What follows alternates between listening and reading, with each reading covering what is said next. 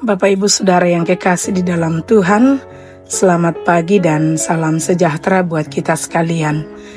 Selamat berjumpa kembali pagi ini lewat renungan firman Tuhan. Sebelum itu mari kita berdoa. Bapa di sorga, terima kasih kami persembahkan kepadamu. Pagi hari ini kami boleh ada menikmati hari yang baru, semua karena kasih dan kemurahan-Mu. Kami akan merenungkan firman-Mu pagi hari ini. Tuhan, tolong kami bersama, mampukan kami untuk mengerti dan memahami firman-Mu dengan baik. Dalam nama Tuhan Yesus kami berdoa. Amin. Renungan firman Tuhan pagi hari ini dari Yohanes pasal 15 ayatnya yang ke-16. Yohanes pasal 15 ayatnya yang ke-16. Bukan kamu yang memilih aku, tetapi akulah yang memilih kamu.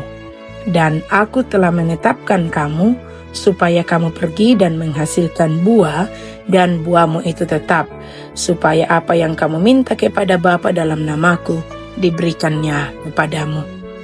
Tema renungan kita pagi hari ini ialah dipilih dan ditetapkan. Nah, Bapak Ibu Saudara yang kekasih, dalam ayat ini ada dua pernyataan Tuhan Yesus mengenai setiap orang percaya. Yakni pertama, akulah yang memilih kamu, dan yang kedua, akulah yang menetapkan kamu. Nah, dalam hal ini, pemilihan yang dimaksudkan adalah berbicara soal pemuridan, bahwa dialah yang memilih kita menjadi muridnya, dan penetapan adalah berbicara soal penugasan.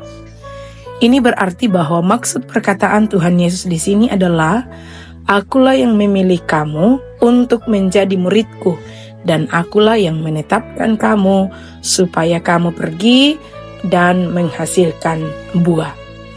Nah, dengan demikian, tujuan akhir dari panggilan Tuhan Yesus itu bagi seseorang bukan untuk menjadikan murid semata, melainkan supaya pergi dan menghasilkan buah. Tujuan Tuhan Yesus memanggil dan menyelamatkan kita bukan hanya sekedar menjadikan kita sebagai orang Kristen, melainkan supaya kita pergi dan menghasilkan buah.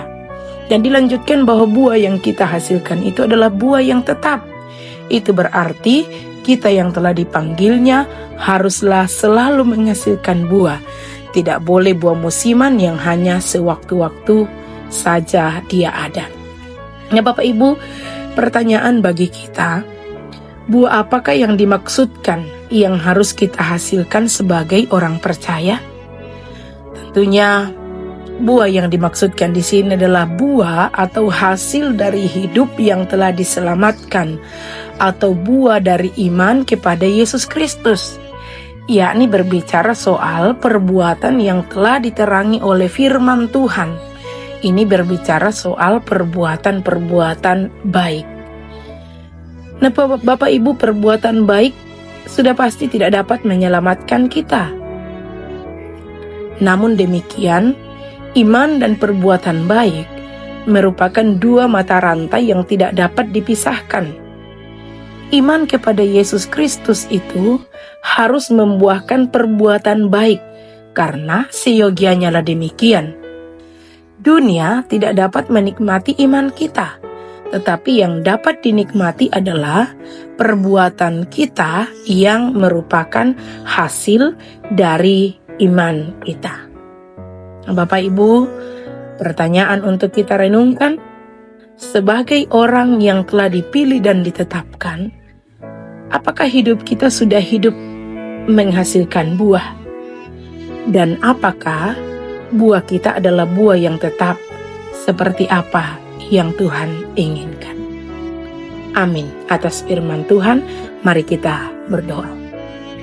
Bapa di sorga, terima kasih kebenaran firman-Mu pagi hari ini kami boleh renungkan bersama. Kembali mengingatkan kami tentang keberadaan kami sebagai orang-orang yang telah dipilih, dan tidak hanya dipilih, tetapi juga telah ditetapkan untuk kami pergi menghasilkan buah.